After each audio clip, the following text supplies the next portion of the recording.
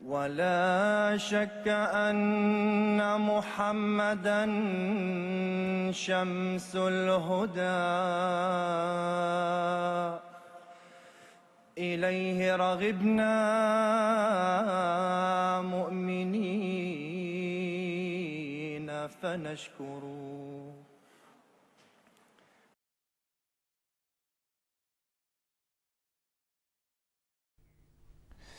Chers téléspectateurs du monde francophone, Assalamu alaikum wa rahmatullahi wa barakatuhu. Vous êtes sur MT International et vous regardez l'émission hebdomadaire Horizon d'Islam. Et lors de notre précédente émission, on avait commencé à discuter à propos des accomplissements du Messie promis alayhi salatu wassalam. Lors de cette émission, on va diviser en fait nos temps de parole en deux parties. Et la première partie sera consacrée à la poursuite justement des grands accomplissements du Messie promis alayhi salatu wassalam qui est Hazrat Mirza Ghulam Ahmad. Et lors de la seconde partie, on va répondre à certaines questions qui nous ont été posées sur notre site internet. Concernant les questions sur le site internet, justement, je rappelle à nos téléspectateurs qu'ils peuvent nous écrire via le site internet à www.islam-ahmadiyya.org où ils peuvent nous envoyer l'ensemble de leurs questions, interrogations sur l'adresse mail horizon@mta.tv. Donc, on va commencer par la première partie de notre discussion du jour qui concerne les accomplissements du Messie promis. Et pour en parler, j'ai avec moi deux personnalités du bureau francophone. Donc, j'ai en premier lieu Ataoul Qayoum Djoumounsa, assalamu alaikum. Et j'ai en second lieu Abdul Ghani Jahangir Sahab, assalamu alaikum. Alors, je ne vais pas tourner autour du pot et rentrer assez rapidement dans le vif du sujet, puisqu'on avait déjà commencé à l'aborder dans nos précédentes émissions. Dans le cadre des grands accomplissements du Messie promis, on voit que dans le monde musulman en règle générale, si on fait un constat, on peut s'apercevoir qu'il y a beaucoup de conceptions erronées. Et on a tendance à accorder de l'importance à certaines choses qui, en réalité, soit ne relèvent pas vraiment de la foi, ou si elles relèvent de la foi, ont été poussées à une telle exagération qu'aujourd'hui, on en fait un concept central. Alors, est-ce que vous pouvez nous éclairer de manière... là, on va commencer par lister un certain nombre de choses. On peut parler des superstitions, on peut parler des djinns, par exemple, qui sont des notions qui reviennent assez souvent, malheureusement, parmi nos... Ils ne lâchent pas les djinns. Ils ne lâchent pas les djinns. Et donc, peut-être commencer par un éclaircissement global, ce que le Messie promis alayhi salatu wassalam a dit à ce propos. Et ensuite, on poursuivra notre discussion. Qayoum Sahab. Tout d'abord, assalamu alaikum wa rahmatullahi wa barakatuhu à tous nos téléspectateurs du monde francophone. Le Messie promis alayhi salam, comme nous l'avons évoqué dans plusieurs de nos émissions auparavant, il était venu pour rétablir la gloire de l'islam et il était venu en tant que hakam et adal, comme celui qui est venu rapporter la justice et qu'il est venu trancher entre les musulmans concernant les différends qu'ils ont eus. Et pour cela, il nous a présenté l'islam dans son état véritable, surtout à propos, quand on parle du Saint-Coran, où il y a pas mal de légendes qui ont été colportées autour du Saint-Coran. Le Messie promis alayhi salam, lui, à travers ses écrits, il nous a fait comprendre que le Saint-Coran est tel un bataillon contre toutes ces insinuations qu'on fait à propos du Saint-Coran. Et le Saint-Coran sera toujours là, et toutes les découvertes qui vont se faire vont prouver la véracité du Saint-Coran. Et il n'y aura rien qui pourra toucher le Saint-Coran, qui pourra démentir les propos du Saint-Coran. Mais malheureusement, au fil de l'histoire de l'islam, il y a pas mal de choses, comme je l'ai dit, qui se sont amassées autour du Saint-Coran, des mauvaises interprétations qu'on a fait à propos du Saint-Coran. Par exemple, il y a ce concept de l'abrogation de certains versets du Saint-Coran. Il y a ce qu'on appelle les versets abrogés et les versets abrogatoires. Et certains exégètes du Saint-Coran ont mal compris un verset du Saint-Coran où il est dit « A'udhu billahi minash shaitanir rajim, bismillahir rahmanir rahim, ma nansakh min ayatin aw nunsiha na'ti bi khairin minha aw mithliha » c'est-à-dire quelques messages que nous abrogions ou que nous faisons oublier, nous en apportons un qui en soit meilleur ou qui soit son équivalent. Ce qu'Allah veut expliquer ici dans ce verset, c'est que il a toujours révélé des messages à travers des prophètes. Certains de ces messages étaient permanents, d'autres étaient temporels, qui concernaient un peuple spécifique, un temps spécifique. C'est pour cette raison que vous allez voir dans le Saint-Coran et dans les écritures religieuses certains des enseignements qui seront les mêmes. mais il y aura d'autres enseignements qui seront spécifiques à certains peuples. Et ce sont ces enseignements qui sont abrogés par d'autres commandements qui sont révélés au cours de l'histoire, qui se sont révélés. Et le Saint-Coran est venu comme le dernier livre de loi et qui a abrogé certains de ces anciens préceptes et qui a maintenu d'autres. Par exemple, quand on parle à propos de l'enseignement de l'Ancien Testament, on parle à propos, il y a la loi du talion, œil pour œil, dent pour dent. Et ce sont de telles choses qui ont été abrogées par le Saint-Coran, où le Saint-Coran préconise certes le châtiment, mais le Saint-Coran préconise aussi le pardon. Donc ce sont, voilà, en bref, ce verset. Donc il y a eu plein de théories qui ont été colportées à propos du Saint-Coran. Et à l'époque, avant l'avènement du Messie premier, on disait qu'il y avait 500 versets qui ont été abrogés même. Ah oui. 500 versets du Saint-Coran qui ont été abrogés. C'est comme s'il y avait des contradictions dans le Saint-Coran. Donc peu à peu, les gens s'en sont débarrassés. Et avant l'avènement du Messie premier, il y avait un saint musulman, Shah Waliullah Delvi, qui a dit que non, il n'y a que 5 versets qui sont abrogés. Mais le Messie premier, à travers ses écrits et tout, il a prouvé que non, il n'y a aucun verset qui est abrogé. Alors justement, par rapport aux écrits du Messie premier, je voulais souligner quand même que on a parlé justement du fait qu'il est venu rétablir la pureté originelle du Saint-Coran, par exemple. Et c'est vrai que ce qui est assez incroyable, justement, dans ce que Hazrat Mirza Ghulam Ahmad a fait, c'est que non seulement il l'a fait en langue ourdou, c'est-à-dire la langue qui est dominante en fait du subcontinent indien, mais il l'a fait aussi en perse et en arabe. Donc, et en plus, il a utilisé toutes les différentes formes de registres. Il a écrit des poèmes, il a écrit des livres qui sont assez théoriques et construits, il en a écrit d'autres qui sont plus accessibles. Et donc, c'est assez intéressant de faire le parallèle. Djahangir Sahab, je viens tout de suite vers vous à propos de cette question qui ne nous quitte pas, justement, les djinns. Est-ce que vous pouvez nous donner quelques éléments d'explication peut-être sur... Moi, j'aimerais le faire, mais avant de le dire, j'aimerais donner un exemple quand même d'abrogation. Parce que vous voyez, c'est une question que les musulmans ne comprennent pas.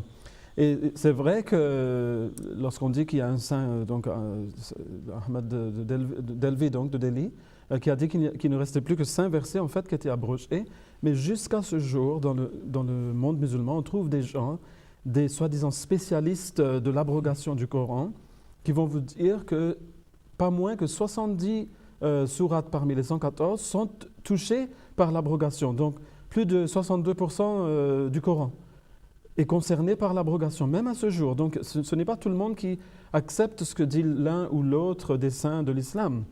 Et donc le problème reste, le problème demeure. Mais l'affaire, c'est qu'ils ne comprennent pas que l'abrogation, comme M. Qayoum vient de le dire, n'intéresse pas le Coran lui-même. Ce n'est pas des versets du Coran qui en viennent abroger d'autres, mais ce sont des versets du Coran qui viennent abroger des versets des écritures précédentes. Et juste pour donner une illustration de cela, pour éclaircir un petit peu, les illustrations sont nombreuses, mais bon, une seule. On voit par exemple la loi du talion dans l'enseignement de Moïse. Donc là, on est dans l'enseignement du judaïsme, où Moïse va dire œil pour œil, dent pour dent. Donc si on vous fait un mal, vous répliquez par un mal similaire. Proportionnel. Quoi. Oui, ouais. Et ça sera immédiat. Donc il n'y a pas de question de pardon, de miséricorde. Il faut absolument que justice soit faite. On sait pourquoi c'était comme cela. Le peuple juif, à l'époque, le peuple israélite plutôt, je dois dire, venait de sortir de l'esclavage. C'était des sous-hommes. Ils ne se considéraient même pas eux-mêmes des êtres humains à part entière, parce qu'ils avaient été meurtris par des générations successives d'esclavage. Et donc, pour les faire se renforcer, ils ont été mis dans le désert pendant 40 ans. Et ça renforce les gens, hein, de rester dans une vie pareille, une vie difficile. Donc, ce n'est pas une vie de facilité et d'aise. Et ensuite, comme ils avaient l'habitude de trop pardonner au mal qu'on leur faisait, en tant qu'esclave, c'est facile hein, de dire « bon, je te pardonne ». Mais tu es esclave, donc pour toi, par défaut, c'est ce que tu vas faire. Mais alors Allah, il leur a dit non, cette fois-ci, si on vous fait un mal, vous devez réclamer réparation. Mais quand on voit qu'au fil des siècles, cette idée de revanche a été poussée à l'extrême. Oui. Et alors, quand quelqu'un volait un pain, on lui réclamait ses yeux. Quand quelqu'un, par exemple, mentait, on réclamait sa vie. Ce qui était proportionnel devenait complètement Oui, disproportionné. Exactement. Ok. C'est là que Jésus a été envoyé, le Messie. Alors lui, qu'est-ce qu'il dit? Il dit, oui, Moïse vous a dit œil pour œil, dent pour dent, mais moi je vous dis que si quelqu'un vous tape sur une joue, tendez aussi l'autre. Si quelqu'un vous prend votre vêtement de dessus, donnez-lui aussi votre vêtement de dessous. Et si on vous force à marcher une lieue, marchez-en deux. Donc là, c'est un autre enseignement extrême pour ramener un peu, faire basculer la pendule au beau milieu. Hein? Et donc, on voit que ce sont deux extrémités, on peut dire, du même enseignement, ce qui est que si on vous fait un mal, comment il faut se comporter. Mais est-ce qu'on peut aujourd'hui agir sur soit l'un, soit l'autre dans le monde? On ne peut pas. Alors, qu'est-ce que dit l'islam? L'islam vient donner un amalgame des deux et donne en fait un enseignement qu'on voit même appliqué dans les tribunaux modernes. Oui, bien sûr. Oui. Et donc l'islam vous dit, si on vous fait un mal, vous pouvez réclamer réparation, mais jamais plus que le mal lui-même. Donc il faut que ça soit proportionnel, comme vous avez bien dit. Mais si le pardon peut amener la réforme, alors pardonnez le mal à la personne qui l'a commis, parce qu'Allah aime ceux qui pardonnent. C'est également ce qu'on voit avec le sursis, par exemple. Oui, exactement. Donc les juges, ils essayent de trouver, par exemple, c'est un voleur tout nouveau, donc il vient de débuter, ça ne va pas devenir une carrière. Il a volé là pour la première fois, le juge va lui dire, bon, hein, tu sais qu'on peut te mettre en prison et tout ça, et on va te faire toutes sortes de choses. Alors, est-ce que tu me promets que tu ne vas plus jamais faire ça? Il va dire, oui, oui, je vous jure au nom sur la tête de ma mère, je ne vais plus jamais le faire. Alors, si le juge, il trouve que ça, c'est assez comme punition, le fait de lui avoir fait peur, il va le laisser partir comme ça. Oui, bien sûr. Mais alors, Allah, il est beaucoup plus miséricordieux que ça. Donc, on voit que ces deux enseignements ont été abrogés par l'enseignement du Coran. Hein? Mais alors, voilà l'une des choses qui est venue corriger l'imam Mahdi alayhi salam. C'est lui qui a explicité tout cela. Et quand on essaie de voir les versets qu'il pense être abrogeants ou abrogés, on voit, comme par exemple dans le cas de l'alcool, dans un verset, il est dit que ne venez pas à la prière dans un état d'ivresse.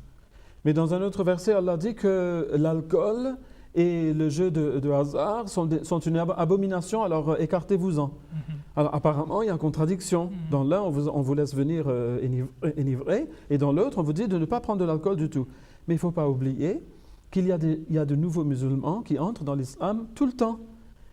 Et il y en a qui sont encore en train de boire, de consommer de l'alcool. Donc le verset qui dit, au moins quand vous venez à la prière, ne venez pas dans un état d'ivresse. Et puis petit à petit, vous progressez jusqu'à l'autre verset qui vous dit que c'est une abomination, écartez-vous-en complètement. C'est simplement un moyen de les réformer Oui, spirituellement. Exactement, quoi. donc il faut voir le contexte.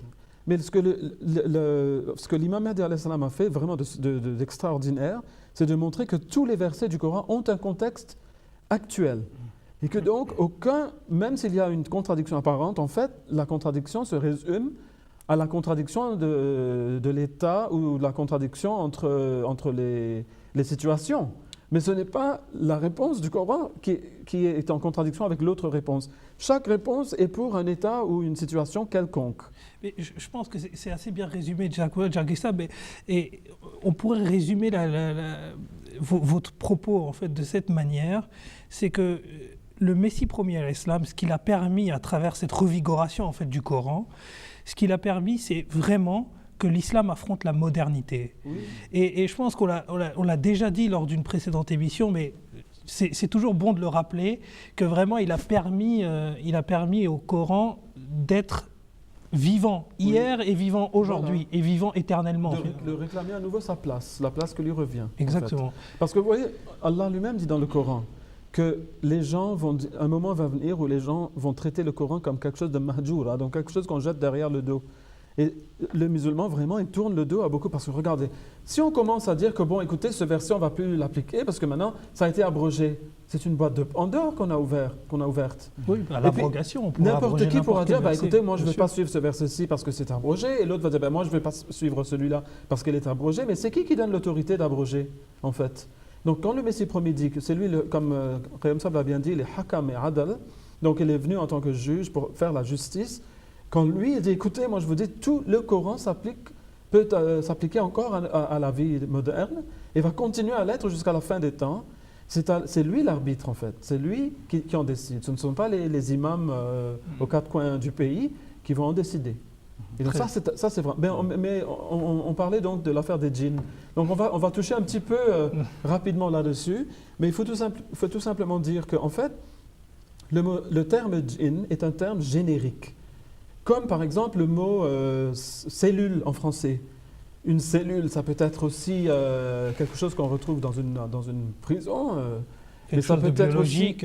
Oui, ça peut être une cellule biologique, une unité, une unité vitale. Oui. Donc ça peut être ça, ça peut être encore beaucoup d'autres choses. Donc le mot djinn, c'est de cette nature-là. C'est un mot générique.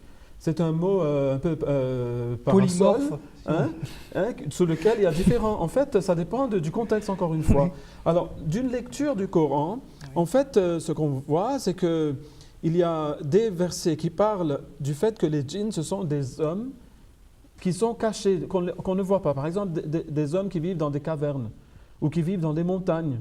On les appelle des djinns. Et il y a des versets dans le Coran qui en parlent.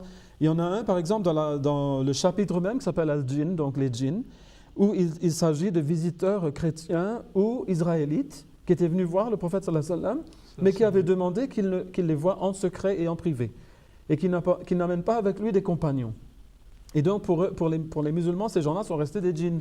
Ce sont restés des gens cachés, des gens... Et donc, il dit, A'udhu billahi minash shaitanir rajim, wa annahu kana rijalun min al-insi ya'udhuna bi rijalin min al-jinni. Alors il dit, et en vérité, il y avait des hommes de parmi les gens ordinaires qui cherchaient la protection des hommes de parmi les djinns. Et ils n'ont rien fait excepté les faire augmenter en arrogance du fait qu'ils leur ont demandé la protection. Mais Allah dit que les deux sont des hommes. Rijal veut dire des hommes, des êtres humains qui marchent sur deux jambes. Rijal, c'est les pieds ou les jambes en arabe. Et donc, ce sont bien des êtres humains. Mais il y a d'autres, bien sûr, versets qui parlent d'autres choses. Là, il s'agit de microbes, en fait. Comme le prophète Mohammed sallallahu alayhi wa sallam avait dit, il a dit, si vous répondez à un besoin de la nature, n'utilisez pas des ossements pour vous nettoyer. Vous savez, à l'époque, on utilisait ce qu'on pouvait, un morceau de bois, des feuilles s'il y en avait, ou autre chose. Mais il a dit, n'utilisez pas les ossements parce que c'est ça la nourriture des djinns.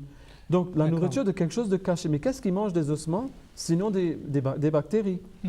Et là, quand on voit dans le Coran, Allah est en train de dire qu'avant la création d'autre chose, il avait créé les djinns d'une flamme de feu.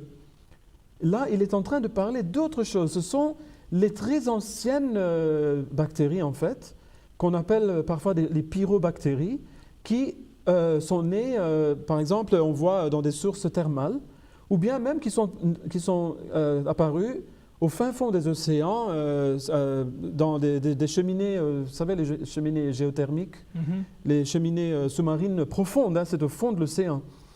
Et alors là, il n'y a pas de lumière. Et ces bactéries-là ne sont pas comme notre forme de vie à nous.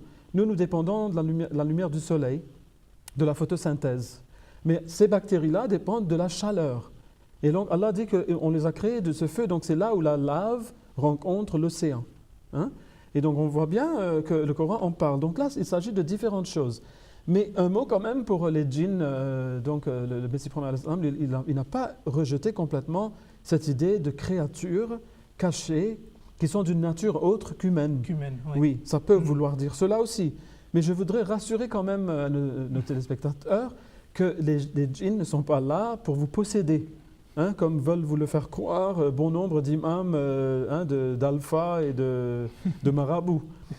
Ce n'est pas du tout le cas. Ce qu'on voit, les cas de possession, où on essaie de faire des exorcismes, etc., tout cela n'a qu'un but en général, c'est de prendre votre argent. Alors que les pauvres personnes qui sont en train de maltraiter ou d'exorciser, en fait, ces gens-là ont des problèmes psychosomatiques. Oui. Ce sont des désordres mentaux, en fait, ou quelque chose comme ça. Ça n'a rien à voir avec des djinns qui les possèdent. D'ailleurs, une chose que j'ai souvent remarquée, c'est qu'il y a des Ahmadis dans plus de 200 pays. Je n'ai jamais vu un Ahmadi possédé par un djinn, jusqu'à présent. Ça fait plus de 120 ans on n'entend pas parler de ça. Mais on entend tout le temps parler de ça chez les chiites, chez les soufis, chez les sunnites, les salafis. On n'entend que ça chez eux. Encore une fois, c'est un autre cas où on a mal interprété Le Saint-Coran, on n'a pas compris ce que veut dire le Saint-Coran. Parmi les histoires qu'on a colportées autour du Saint-Coran, cela concerne surtout les prophètes de Dieu, où certains exégètes ou certains ulémas ont repris des histoires qui étaient dans la tradition judéo-chrétienne et qui l'ont attribué à l'islam. Un des grands malentendus qu'on a surtout à propos, qui concerne vraiment l'Ahmadiyya, c'est l'avènement de Jésus-Christ. Donc, ils ont mal compris cette question de l'avènement de Jésus-Christ. Ils ont cru, les autres musulmans, ou la majorité d'entre eux, que Jésus-Christ, quand on disait que Jésus-Christ devait venir, ils ont cru que, voilà, il est monté physiquement au ciel, comme le croient les chrétiens, et qu'il en descendra physiquement. Voilà donc un autre malentendu. Il y a aussi d'autres malentendus concernant les prophètes. Par exemple, ils disent que le prophète Abraham a menti. Ils colportent d'autres histoires concernant le prophète Joseph aussi. Donc ce sont autant d'histoires qu'on a tournées autour des prophètes, alors que le Messie premier salam, en tant que Hakam Adal, encore une fois, il est venu et il nous a fait comprendre que tous les prophètes sont innocents. Ils sont très innocents. Ils ont été envoyés en tant que personnes innocentes pour guider les hommes et ils n'ont pas commis ces méfaits que vous avez attribués. Ils sont venus pour dire aux gens de ne pas mentir. Ils ne voilà. sont pas les premiers à mentir. Voilà. Ouais, mais on entend ça. Ouais. J'étais en Jordanie en 2012 et j'ai entendu ça à la radio 2 ou 3 fois, les 3 mensonges d'Abraham. Ah bon? Oui, que la paix soit sur lui. Et on va vous expliquer comment on a le droit de mentir dans 3 différentes circonstances. Mais sinon, on n'a pas le droit de mentir. Mais dans ces 3 circonstances-là, on le peut. Mais tout ça, c'est franchement... C'est encore une fois peut-être... Ce sont des légendes. Oui, c'est des mythes qu'on crée autour de... Alors, peut-être que je vais simplement demander à Kayoum Sab de montrer le Saint-Coran qui a été traduit par le bureau francophone de Londres. Je vous l'offre. Donc voilà, c'est une version du Saint-Coran qui a été traduit en français et qui est une très bonne version et qui est très bien traduite, et justement sur l'ensemble de ces questions qui concernent, je vous remercie Kayoum Sab, qui concernent les djinns et tous ces autres problèmes d'interprétation. Ce qui est assez intéressant dans cette version-là du Saint-Coran, c'est que avant chaque sourate, il y a un résumé et qui permet de clarifier parfois certaines choses ou certaines méconceptions, on va dire, que se font certaines personnes autour de certains versets qui sont contenus dans ces sourates. Donc, il y a des notes aussi explicatives pour ajouter encore davantage à la compréhension de ces problèmes, ces choses problématiques. Voilà, donc si vous souhaitez vous procurer un exemplaire en tout cas du Saint-Coran, je ne sais pas s'il est disponible en ligne, mais en tout cas vous pouvez contacter les personnes qui sont en charge du site internet, donc www.islam-ahmadiyya.org, et ces personnes se feront un plaisir de vous répondre. J'en profite également pour vous rappeler que vous pouvez nous poser toutes vos questions à l'adresse mail horizon avec un s@mta.tv. On avance toujours dans le cadre de notre discussion. Je me permets de rester justement sur cette notion de mythe que l'on a créé autour de prophètes et autour de personnalités, pour en venir à Hazrat Ali. Et vous savez, le chiisme qui a été créé avec la déification justement du 4e calife, Hazrat Ali, du 4e calife, donc Khulfa Rashidin du coup.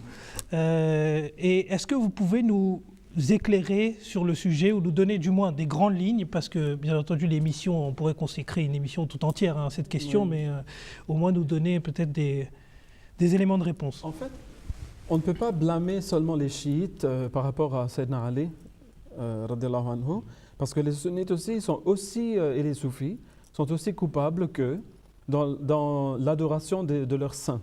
Donc que ce soit des awliya, comme on les appelle, des saints, ou bien des imams, enfin des personnages très connus dans l'islam. Alors, on construit des mausolées autour de leur tombe. On va appeler ça, je ne sais pas, mizar dans certains pays. Dans d'autres, on va l'appeler la zawiya, comme en Afrique du Nord.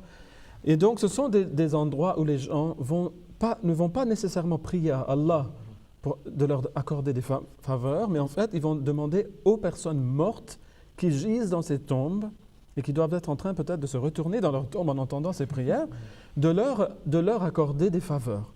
Donc là, on retombe tout de suite dans l'adoration des saints, comme on trouve la même chose au sein du catholicisme, on trouve la même chose dans l'hindouisme, partout dans toutes les religions, on voit le même phénomène.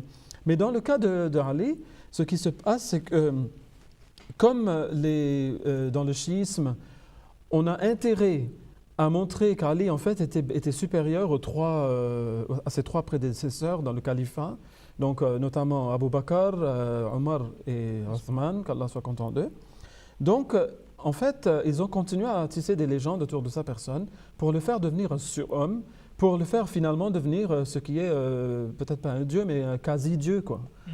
Et donc c'est comme ça que lorsqu'on raconte l'histoire du Mi'raj, donc c'est l'ascension spirituelle qui est on va y revenir, c'est une occasion de nature totalement spirituelle, ça n'était pas un voyage physique du tout du prophète Mohammed sallallahu alayhi wa sallam. Mais lorsqu'il arrive, il franchit toutes les étapes pour arriver jusqu'à celle de Dieu, eh bien Ali est déjà là qu'il y attend. Hein? Et donc même, on voit que Ali, il dépasse le prophète Mohammed sallallahu alayhi wa sallam lui-même. Et c'est là aussi qu'on va nous raconter que, par exemple, l'ange Gabriel, puisque Ali ressemblait tant au prophète Mohammed sallallahu alayhi wa sallam, que la paix soit sur lui, qu'il s'est trompé sur la personne à qui il devait accorder le prophétat, la nubuwwa. Et donc, il a donné par erreur au prophète Mohammed sallallahu alayhi wa sallam, à Dieu ne plaise. Et en fait, c'était Ali qui devait être le prophète. Mais donc, c'est l'erreur de Gabriel. Alors que Allah dit dans le Coran que quiconque est ennemi de Gabriel, eh bien Allah est son ennemi aussi. Oui. Mais ce qu'ils oublient, c'est que lorsque le prophète Mohammed sallallahu alayhi wa sallam est devenu un prophète, Ali, lui, il était un jeune enfant. Donc, je ne pense pas que la ressemblance devait être trop grande. Aussi manifeste. Non. Donc, on voit qu'en fait, voilà la base de tout cela. Donc, le chiisme, du moment qu'il se départit de la sunna, de la tradition du prophète Mohammed sallallahu alayhi wa sallam, il continue à rajouter des légendes, des histoires, tissées de toutes pièces. Et comme personne ne leur demande plus rien, ils sont libres de mettre dans leur livre ce qu'ils veulent. Parce que la sunna dit tout de suite que ce sont des hérétiques et donc ils ne s'intéressent pas du tout à eux, personne ne leur demande de plus rien. Mais par contre, ça c'est un point intéressant, lorsque le 4e calife, Hazrat Mirza Tahir Ahmad, on reviendra sur les questions de calife aussi dans l'Ahmadiyya. Donc il était venu en France une fois et lorsqu'il avait eu un petit dialogue avec un chiite, donc un Bohri, il lui a fait, vous savez pourquoi nous dans l'Ahmadiyya, on est tout le temps sur le droit chemin par rapport à la sunna? Eh bien, c'est parce que tous les sunnites gardent les yeux sur nous à tout moment. Même si on a envie de se départir du chemin, on n'a pas envie, mais si on voulait, juste pour un argument, ils vont nous taper sur les doigts et dire « qu'est-ce que vous faites là ?» Hein? Ils nous critiquent tout le temps et on est tout le temps en train de s'expliquer. Voilà, on prend les sources. Hein? Voilà ce qu'avait fait le prophète, donc on le fait. Voilà ce qu'avaient fait ces califes, donc on le fait. Et donc on se garde bien sur ce chemin très étroit et très difficile. Mais les chiites, eux, n'ont pas cette facilité, comme ils se sont complètement coupés de la sunna. Du coup, les Ahmadis doivent être irréprochables sur la sunna, en tout cas. Oui, voilà, c'était ça que le calife avait dit.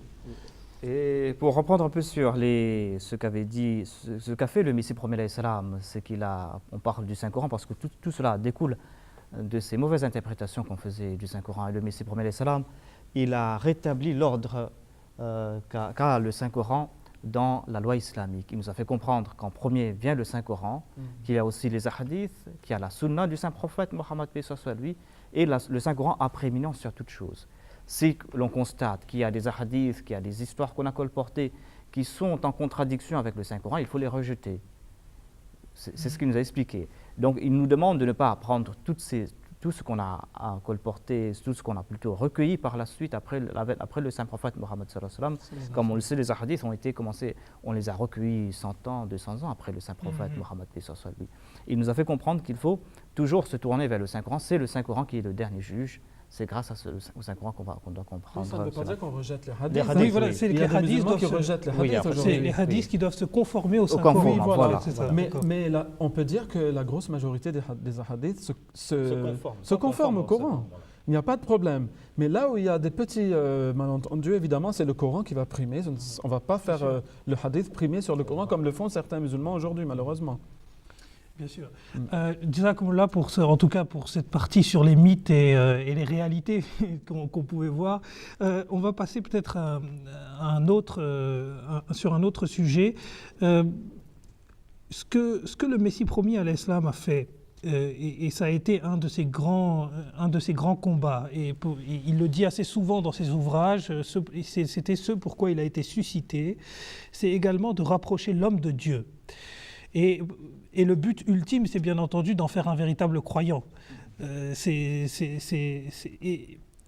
Il l'a fait à travers plusieurs notions, mais il l'a également fait à travers la tawhid, c'est-à-dire l'unicité de Dieu.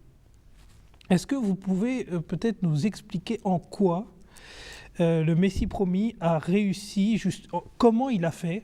Ça peut être la tawhid, ça peut être autre chose. Hein. Je ne veux pas volontairement fermer les portes du débat. C'est très large quand je vous pose la question. Mais comment il a fait justement pour aboutir à cette relation parfaite entre l'homme et Dieu, ou du moins l'essai d'une relation parfaite entre... Bon, ben déjà, quand on était en train de parler de la superstition, là c'est déjà une grosse partie de de l'idolâtrie qui est entrée dans l'islam, mais qui est aussi présente dans les autres religions, qu'il enlève de l'histoire. Donc dès qu'il vous dit que, écoutez, on ne demande pas à personne d'autre qu'Allah les choses dont vous avez besoin, hein, eh bien déjà, il n'y a plus d'adoration des saints, il n'y a plus d'adoration des prophètes, il n'y a plus de tout ça. On ne demande pas aux êtres humains, on ne demande pas aux étoiles, on ne demande pas... Il s'est adressé à tout cela, et il ne s'est pas adressé seulement aux religions abrahamiques, mais il s'est aussi adressé aux bouddhistes, aux hindous, et aussi, ça c'est d'une part, il s'est aussi adressé aux athées. Et notamment les athées qui nous intéressent aujourd'hui, les néo-darwinistes, etc., oui. Les naturalistes comme on les appelle. Donc eux qui veulent nous faire croire que puisque nous avons selon eux, une origine commune avec les grands singes, c'est-à-dire les orang-outans, hein, les chimpanzés, oui. Etc., les bonobos, eh bien, en fait, nous ne sommes que des primates. Et que donc, nous ne devrions pas nous soucier d'une vie morale. On devrait avoir la liberté de faire tout ce qu'on veut. Et c'est ça, en fait, le but ultime de ces philosophies. Ce ne sont pas des petites sciences innocentes qui n'ont pas d'agenda caché. C'est d'abroger finalement le bien et le mal. Oui, voilà, parce que nous ne sommes que des animaux, en fait. C'est ça ce qu'il veut. Donc, il a montré, en fait, que non, nous ne sommes pas du tout comme cela. Et donc, il s'est adressé à tous ces problèmes. Il s'est adressé aussi aux problèmes d'athéisme au sein des religions. Comme par exemple au sein de l'hindouisme. Nous voyons que beaucoup d'hindous croient que la matière est coexistante avec Dieu. Dieu n'a pas créé la matière est éternelle. Et Dieu a seulement mis la matière ensemble pour faire les choses, hein, qu'on voit dans l'univers. Mais il a argué contre cela, il a montré preuves à l'appui, y compris en puisant des textes des hindous, etc., pour leur montrer qu'en fait ce n'est pas vrai.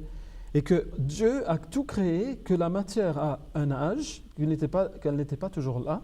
Et la science l'a prouvé maintenant, que l'univers, en fait, n'a pas toujours été là. D'ailleurs, on vient de faire une grosse découverte cette semaine-ci sur les vagues gravitationnelles, les ondes gravitationnelles donc, qui ont été repérées finalement. C'était une théorie jusqu'à présent, mais ils ont réussi à les repérer, qui sont une séquelle du Big Bang. Et quand on dit Big Bang, on dit début de l'univers. Et avant ça, il n'y avait pas d'univers. Donc la matière dans l'univers n'est pas éternelle. Mais c'est ce qu'a dit l'imam Mahdi alayhi salam lui aussi, le Messie promis. C'est exactement ce qu'il a dit. Donc toutes ces activités se sont concentrées sur cette théorie d'abord. Mais je vais peut-être laisser Youmsa parler un peu sur la pratique. Comment il a démontré qu'en fait, qu'il n'y a qu'un Dieu, comment on peut en être sûr. Oui. En fait, si on revient avec les superstitions et tout ça, c'est que ces superstitions sont nées parce que les gens ont oublié Dieu. Ils croyaient que Dieu c'est quelque chose de très éloigné, qui ne répond plus aux prières, qui n'exauce plus les prières, qui n'écoute plus les prières de ceux qui l'implorent. Ce que le Messie promis alayhi salam nous a fait comprendre, il nous a dit que voilà, Dieu parle aujourd'hui comme il parlait auparavant, il entend aujourd'hui comme il entendait auparavant. Et le Messie promis alayhi salam, au cours de sa vie, il l'a montré, c'est ça qu'il voulait démontrer. Il ne s'est pas contenté d'écrire, il a prouvé par la pratique, il a dit aux gens de venir, de voir. Et c'est ainsi que nombre de gens se sont convertis, l'ont accepté parce qu'ils ont vu en lui ces signes qui se sont réalisés, d'innombrables signes. Donc c'est ainsi que le Messie promis alayhi salam nous a fait revenir vers, comme vous avez dit, il a rapproché l'homme de Dieu. Dans un de ses écrits, il a dit que voilà, je suis venu réduire l'écart qui s'est creusé, qui se creuse davantage entre l'homme et Dieu. Et c'est par ses pratiques, c'est par ses enseignements, c'est en démontrant que Dieu est celui qui entend aujourd'hui comme il entendait auparavant, qu'il l'a démontré. Et vous parlez du tawhid, donc il nous a fait comprendre que le tawhid, l'unicité de Dieu, cela ne veut pas dire seulement proclamer la ilaha illallah Muhammadur Rasulullah, que de dire qu'il n'y a qu'un seul Dieu et qu'il n'y a pas d'autre Dieu sauf Dieu. Et il ne nous a pas dit que l'unicité de Dieu, cela veut dire ne pas se prosterner devant des idoles. C'est vrai, il a dit que personne ne va se prosterner devant des idoles physiques, sauf d'autres personnes, mais parmi les musulmans, il n'y aura personne qui va se prosterner devant les idoles physiques. Il nous a fait comprendre que les vraies idoles, ce sont les idoles qui sont en notre fort intérieur. Oui. Le fait de considérer sa force de se considérer comme quelqu'un est en soi une forme de polythéisme, c'est-à-dire on s'accorde à soi quelque importance, à ses capacités, on s'accorde à ses capacités quelque importance, on accorde à son argent, à ses biens, à ses relations quelque importance. Cela vient autant de Dieu qui nous a demandé. Au lieu de l'attribuer à Dieu. Au lieu de l'attribuer à Dieu, il nous a dit voilà, ce sont autant de dieux que l'on a fabriqués et en soi ou à l'extérieur qui nous détournent du Dieu véritable qui est la source de toute puissance. Jazakoullah Kayoumsa pour votre réponse. Et c'est vrai que c'est assez intéressant. Je crois que c'est dans Fatah Islam, dans la victoire de l'islam, où en conclusion de cet ouvrage, justement, il parle de ces idoles qu'on s'est créées à l'intérieur et comment les combattre, justement. Donc j'invite les téléspectateurs francophones à peut-être aller lire cet ouvrage qui est un ouvrage excellent, un excellent ouvrage de Hazrat Mizarullah Mohammed. On va passer à la deuxième partie de notre émission qui concerne les questions. On va rester dans un contexte, dans le contexte des mythes, puisque la première question nous a été adressée par Soumaïla Eliassa de Mayotte et qui traite justement des questions de djinn. Donc, étant donné que c'est Jahangir Sahib qui a commencé à répondre à la question, et il a déjà commencé je pense qu'il a répondu à pas mal. Je crois que j'ai déjà répondu. Je pense que vous y avez répondu. Elle fait référence à la sourate Ar-Rahman. Mais je pense qu'elle va trouver la réponse à sa question directement dans ce que vous avez dit, puisque sa question était les djinns sont-ils des esprits, des fantômes? Et je pense que... comme l'a très bien répondu Jahangir Sahib, le mot Jannah ou Jinna, c'est un terme générique. Jannah veut dire quelque chose qui est caché. Même le paradis est appelé Jannah, c'est-à-dire c'est quelque chose qui n'est pas visible. Et il y a à propos d'Iblis dans le Saint-Coran qui dit qu'il est un djinn et Dieu a déclaré qu'il a été créé du feu. Et ailleurs, on parle à propos des djinns qu'avait le prophète Salomon. Il avait asservi des djinns, disons, on va expliquer c'est qui ces djinns, et qui travaillaient pour lui. Et certains de ces djinns plongeaient dans l'eau pour aller chercher des perles pour lui. S'ils étaient du feu, s'ils étaient faits de feu, s'ils s'étaient plongés dans l'eau, ils se seraient éteints, quoi. Donc, ce qui nous fait comprendre, c'est que, ici, dans le contexte pour le prophète Salomon, les djinns, ici, c'était des peuples qu'il avait asservis, des peuples qui étaient, par exemple, des montagnards, des gens qui étaient insoumis, qu'il a pu asservir et qu'il a pu utiliser. Donc, le terme djinn, quand vous allez lire dans le Saint-Coran, Jahangir Sahib a cité plein de versets du Saint-Coran, où l'on comprend que djinn ne signifie pas des esprits maléfiques, on peut interpréter ça comme ça, mais cela signifie des gens qui possèdent des qualités ou qui ne sont pas visibles, qui sont cachés, qui ont des qualités que d'autres n'ont pas. En tout cas, il n'y a pas une vérité absolue à propos des djinns. Il n'y en a pas une seule, il faut vraiment aller... Ça dépend du contexte. Oui. Voilà, et puis, comme on l'a dit dans le Coran qui a été traduit par la communauté musulmane Ahmadiyya, il y a toutes ces explications, et puis il y a des notes, etc., qui sont très bien faites. Moi-même, je crois que j'ai vu pas mal de notes sur les djinns. C'est assez bien expliqué, je pense. Parce que c'est une question vraiment qui tourmente les esprits. La question des djinns, ça nous poursuit toujours, ça nous pourchasse. Et donc, c'est bien de pouvoir y répondre de temps à autre. Alors, on va passer à la deuxième question. Je pense que Jahangir Sahib, il n'y a pas besoin de répondre plus en avant sur celle-ci. C'est Kaomé Abdul Latif du Bénin qui nous écrit « Assalamu alaikum wa rahmatullahi wa barakatuhu » et il nous dit « Pouvez-vous me donner avec exactitude les dates précises des 2 éclipses qui avaient lieu au temps du Messie premier alayhi salam au cours d'un mois de Ramadan ?» Pour répondre brièvement aux dates, je vais donner les dates d'abord et puis je vais citer ce hadith aussi, ou je vais citer plutôt le hadith d'abord pour remettre tout ça dans le contexte. Il y a un hadith qui a été cité dans le recueil d'Al Qutni où il y a l'imam Bakir qui a déclaré, ou qui a cité le saint prophète Mohammed sallallahu alayhi wa sallam, où il a dit que « Inna li mahdiyena ayatayn lam takuna mundhu khalqis samawati wal ard tankasifu al-qamaru li awali laylatin min ramadana وتنكسف الشمس في نصف منه ولم تكون منذ خلق السماوات ولم تكون منذ خلق الله السماوات والأرض. Je vais donner la traduction. Le saint prophète Mohammed sallallahu alayhi wa sallam a déclaré que pour notre Mahdi, il y a 2 signes qui ne se sont jamais produits depuis la création des cieux et de la terre, à savoir que la lune sera éclipsée pendant la première nuit du Ramadan, je vais expliquer cela après, et que le soleil sera éclipsé pendant le jour du milieu du Ramadan, cela aussi je vais expliquer. Et à la fin, le saint prophète Mohammed sallallahu alayhi wa sallam a déclaré que ce sont des signes qui ne se sont jamais produits depuis que Dieu a créé les cieux et la terre en faveur de quelqu'un. Et donc c'est ainsi important pour prouver la véracité du Messie premier salam en tant qu'imam al-Mahdi, pour prouver la véracité de Hadrat Mirza Ghulam Ahmad salam en tant qu'imam al-Mahdi. Et en 1894 plutôt, le 21 mars 1894, il y a eu cette éclipse de la lune au cours du mois du Ramadan. Cette éclipse de la lune a eu lieu la 13e nuit du mois du Ramadan. Et l'éclipse du soleil a eu lieu le 6 avril 1894, soit le 28e jour du Ramadan de cette même année. Pour comprendre les éclipses, quand ont lieu les éclipses, l'éclipse de la lune, c'est lorsque la Terre se positionne entre le soleil et la lune et qu'il y a l'ombre de la Terre qui se porte sur la lune. Et ce genre d'éclipse ne peut avoir lieu que lorsqu'il y a pleine lune, c'est-à-dire la 13e, la 14e ou la 15e nuit. Et dans le hadith, il est dit que cette éclipse aura lieu, l'éclipse de la lune aura lieu la première des nuits, c'est-à-dire le 13e. Et ça a eu lieu au cours de la vie du Messie premier salam, comme je l'ai dit, la 13e nuit. Et pour l'éclipse du soleil, quand il y a l'éclipse du soleil, c'est quand la lune se place entre la terre et le soleil et que la lune empêche la lumière du soleil d'atteindre la terre. Et ce genre d'éclipse, cela a lieu tout simplement uniquement lorsqu'il y a la nouvelle lune, qui est vers la fin du mois ou 14 jours après la pleine lune. Oui. Et ce genre d'éclipse, cela peut avoir lieu uniquement le 27, le 28 ou le 29 du mois lunaire. Et le saint prophète Mohammed sallallahu alayhi wa sallam, il a déclaré que cette éclipse aura lieu le jour du milieu, c'est-à-dire le 28. C'est ce que nous voyons dans le cas du Messie premier alayhi salam. Cela a eu lieu le 28 du Ramadan et la date, selon le calendrier grégorien, c'était le 6 avril 1894. Il y a quelque chose d'important que je voulais terminer, c'est que les éclipses ne sont pas des phénomènes rares.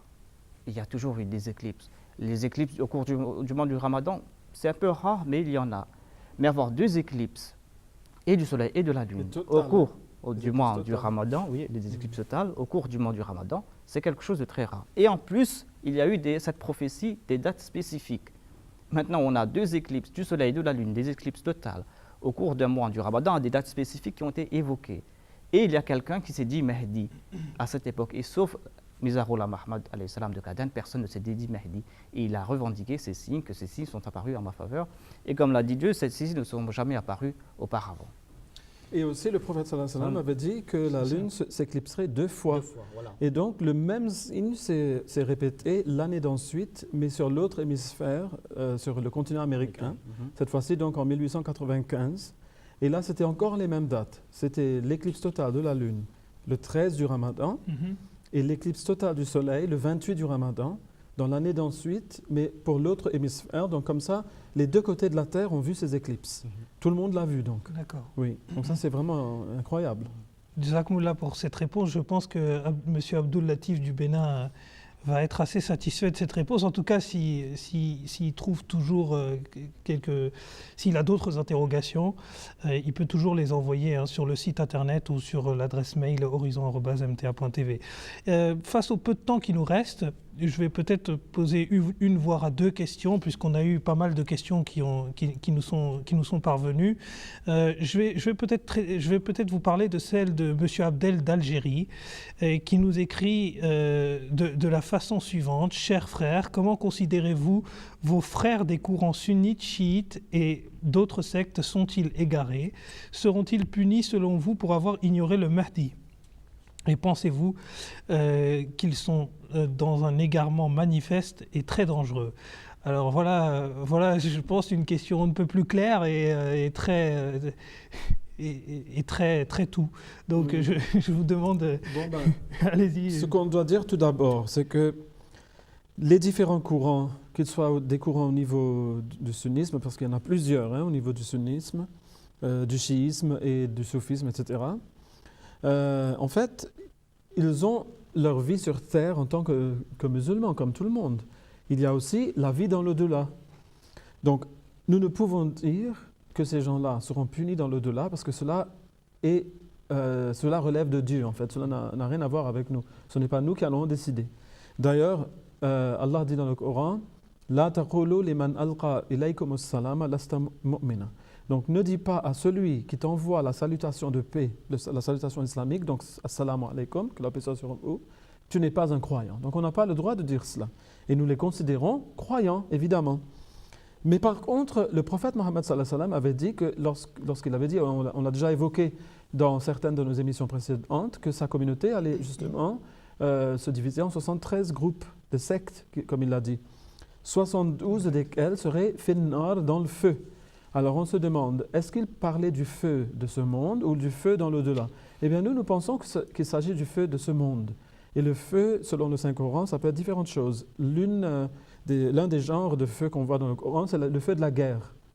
Eh bien on n'a qu'à jeter un petit regard, ne serait-ce qu'un petit regard très rapide sur ce qui est en train de se passer dans le monde musulman aujourd'hui, ce qui est en train de concerner soufis, sunnites et chiites partout dans le monde musulman, depuis l'Afrique de l'Ouest, l'Afrique du Nord, jusqu'à le Moyen-Orient et même au-delà, jusqu'en Chine. On voit que tous les musulmans sont en train de souffrir de violence. Que ce soit de la guerre ou des guerres civiles ou des persécutions, etc. Tout le monde est en train d'en souffrir. Là, c'est un signe clair qu'ils sont en fait dans le feu. Et je ne suis pas en train de dire qu'ils sont persécutés parce qu'ils sont musulmans. Parce qu'ils disent que Allah est leur Seigneur. Ils sont persécutés pour des raisons politiques. Et ils sont en train aussi de se persécuter les uns les autres. Ils sont en train aussi de se déclarer incroyants les uns les autres. Donc c'est ça le feu en fait, dans lequel ils n'ont jamais de paix. Ils ne savent jamais d'où va venir le prochain coup. Hein? On ne sait plus où va éclater, quand va éclater la prochaine bombe. On ne sait pas. Donc ça, c'est la punition de ce monde. Et donc, nous pensons que s'ils avaient accepté l'imam Mahdi, cela ne leur serait pas arrivé. Ils connaîtraient comme nous, au sein de la Jamaat Ahmadiyya, la paix et la sécurité. Pour continuer sur ce que Djangui Sahab a dit, c'est vrai que leur cas est entre les mains de Dieu. On ne peut pas les condamner. On n'a pas le droit de condamner quelqu'un qui dit La ilaha illallah Muhammad Rasulullah. On n'a pas le droit de le dire non musulman, même si les autres n'ont cesse de dire que nous, les membres de la communauté Ahmadiyya, nous sommes non musulmans. Et il faut comprendre cette question de l'imam al-Mahdi. Le saint prophète Mohammed P.S.A. lui, il a même déclaré que vous devez partir et transmettre mes salutations à l'imam al-Mahdi, même si vous devez ramper sur de la glace. Cela nous fait comprendre l'importance que l'imam al-Mahdi avait à ses yeux. Et donc nous demandons à tous nos frères musulmans d'essayer de comprendre ce qu'a dit l'imam al-Mahdi, de ne pas écouter ce qu'on a colporté à propos de lui, d'essayer de découvrir la vérité, afin qu'il soit, comme l'a dit Djangui Sahab, dans cette paix dans laquelle nous sommes. Et puis d'ailleurs, il faut juste simplement pour rajouter le petit dernier bout de phrase, c'est qu'une fois qu'ils ont justement rampé ou éventuellement marché jusqu'à l'imam Mahdi alayhi salam, et qu'ils ont été au contact de son message et qu'ils ont vu la véracité, et on l'a vu, le Messie premier a montré de par ses accomplissements qu'il a essayé de démontrer sa véracité, et il a réussi même à démontrer, il n'a pas simplement essayé. Et la suite, c'est vraiment le but, c'est pas de le regarder dans le blanc des yeux et puis de revenir à la maison, c'est de lui prêter véritablement le serment d'allégeance. Donc ça aussi, c'est également un message que l'on envoie à tous nos frères, toutes religions confondues finalement. Jazakumullah en tout cas pour vos réponses, et Jazakumullah pour les téléspectateurs du monde francophone qui nous regardent. On n'a pas pu lire l'ensemble des questions. On a reçu pas mal de questions, mais on n'a pas pu en tout cas traiter l'ensemble, mais on les traitera dans le cadre des émissions qui arrivent. D'ici à la prochaine fois, assalamu alaikum wa rahmatullahi wa barakatuh. ولا شك أن محمدا شمس الهدى إليه رغبنا مؤمنين فنشكر له درجات فوق كل مدارج له لمعات لا يليها تصور